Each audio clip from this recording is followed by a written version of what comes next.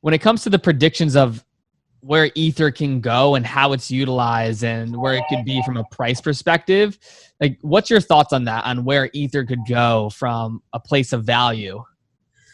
So I think it's very high. In some ways, I haven't done like math on that lately. So for disclosure, and we've talked about this before, that we have material stake in Ether as well. Yeah. Like you mentioned earlier, the media loves Bitcoin because it's easier for consumers or readers to understand that, and they harp on that, and that makes sense. But what's less talked about and less known is that we are huge fans of Ether, or Ethereans, if you will, in the slang.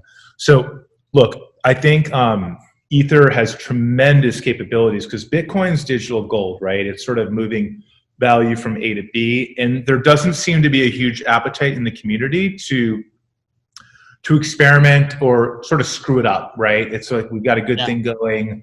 Let's not run too fast. Let's not be too exotic. Whereas Ethereum is like it's a decentralized operating system. So the promise is that you can create these applications on top of it, permissionless. The same way you could build an application, I don't know about anymore, but back in the day, you could build a company on top of Facebook. So companies like Zynga, which actually IPO'd and was worth, I think, at least $1 billion, was a company built on top of Facebook. So most companies today are built on top of a cloud computing service like Amazon. So you rent space from Jeff Bezos and Amazon. Ethereum is a decentralized Amazon where you can build your applications there, and you run the computing power by owning Ether. Instead of running your credit card through Amazon Cloud, AWS Web Services, you just pay the network in Ether.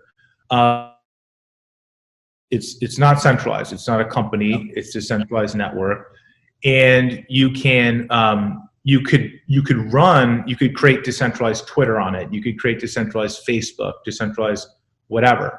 No one can stop it. No one really controls it. It's owned by the users. That's the beauty of cryptocurrency, is that the value accrues to the people who use the network, not just a few people in a company in Silicon Valley. Yeah. So, Ether's got to upgrade. It's moving to ETH 2. There's some scalability things that it's got to work through. But like, I'm an optimist, and the smartest folks in the room are working on it. So if Ether is your global computer in the future, what's that worth? It's got to be a ton, and it's got to be worth as much as digital gold, I would think, maybe more.